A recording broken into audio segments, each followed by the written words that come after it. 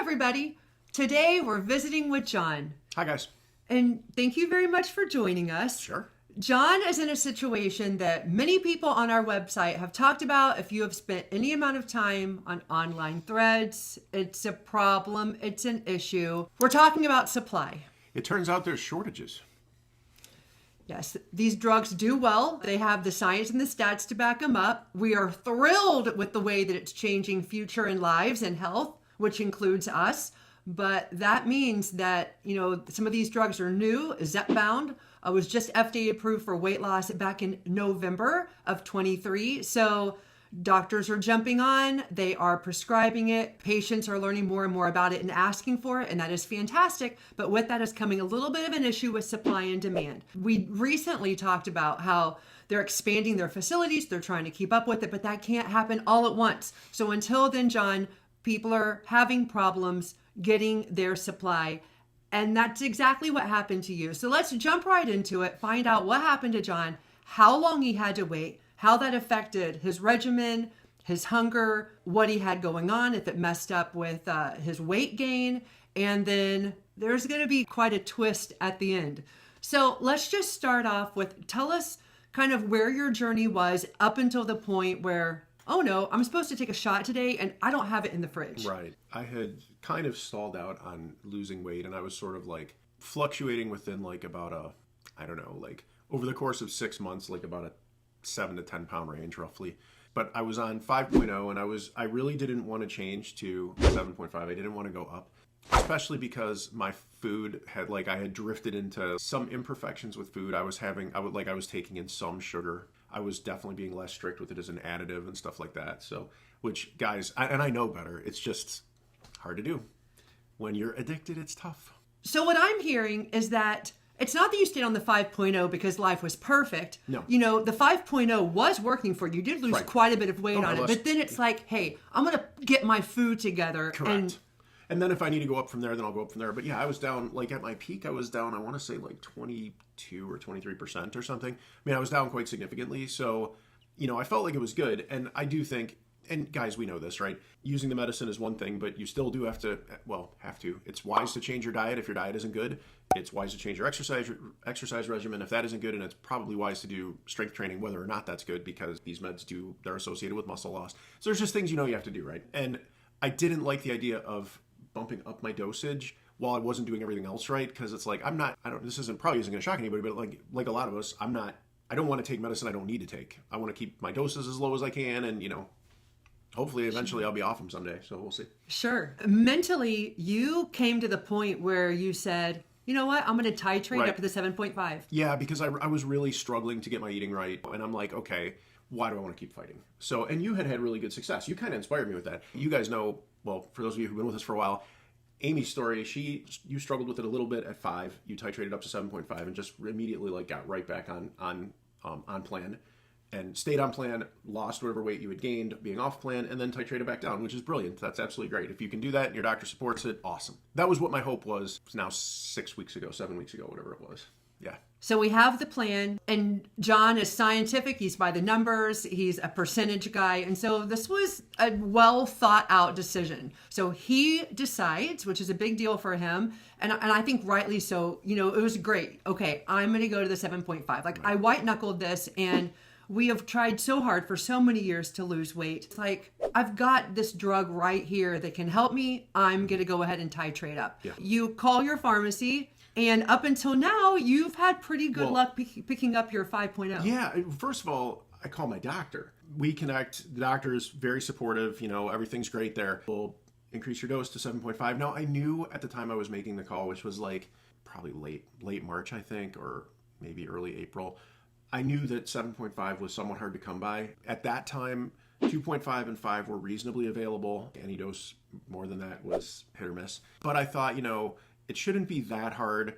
I talked to the doctor. Actually, I'm saying early April. It probably was March. I figured at the time I was making the call, I had 4 weeks of 5 milligrams left. So I figured that should be enough time that even if there were supply challenges, it should be fine, etc. Yeah, well, it wasn't. So, spoiler. Yeah, then I go through my 5 milligram doses, right.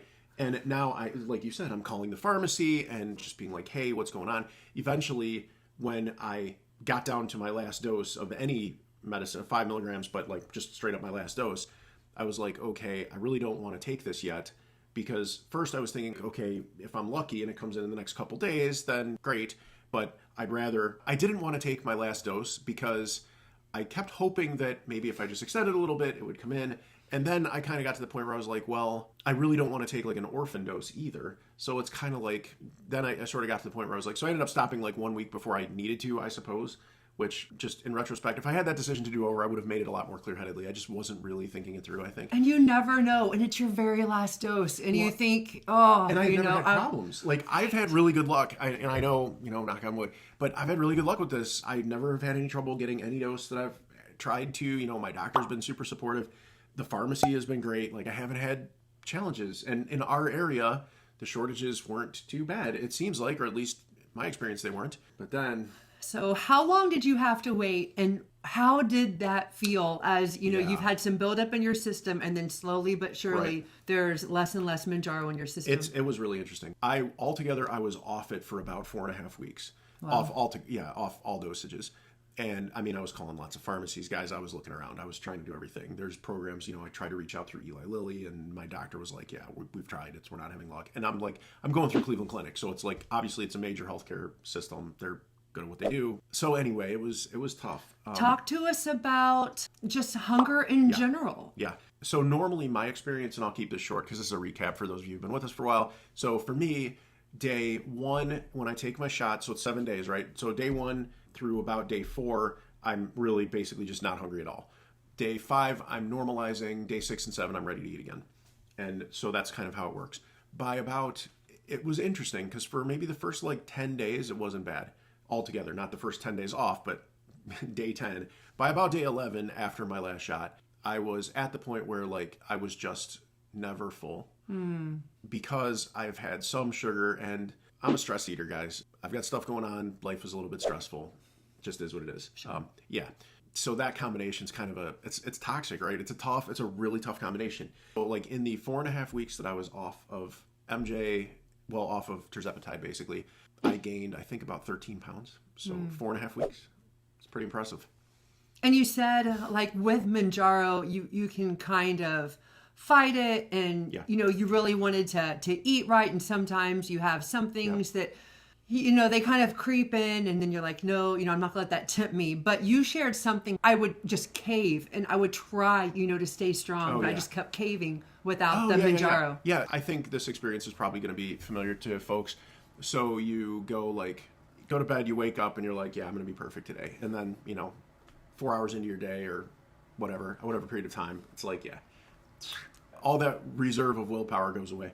And I could say a lot of things about that, but it's a challenge. Without having the med to help, it was really tough.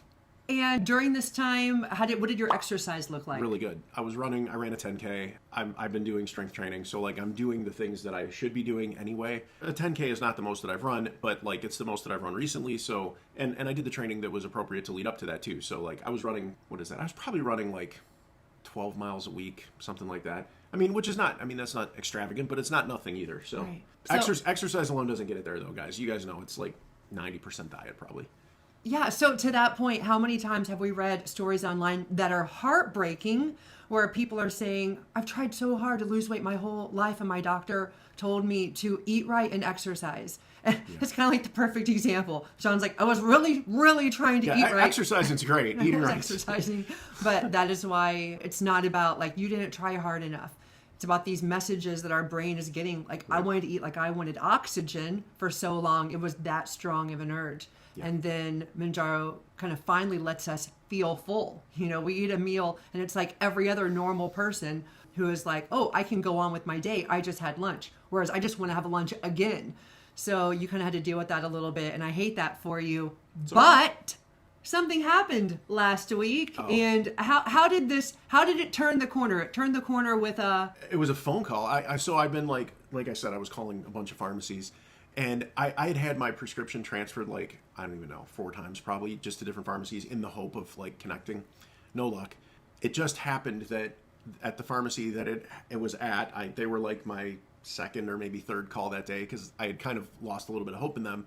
The lady who I spoke to was like, yeah, I think we have a box of 7.5. I'm like, get out. And so yeah, the pharmacy person that I spoke with confirmed it, and I was like, okay, hold that, I'll be there.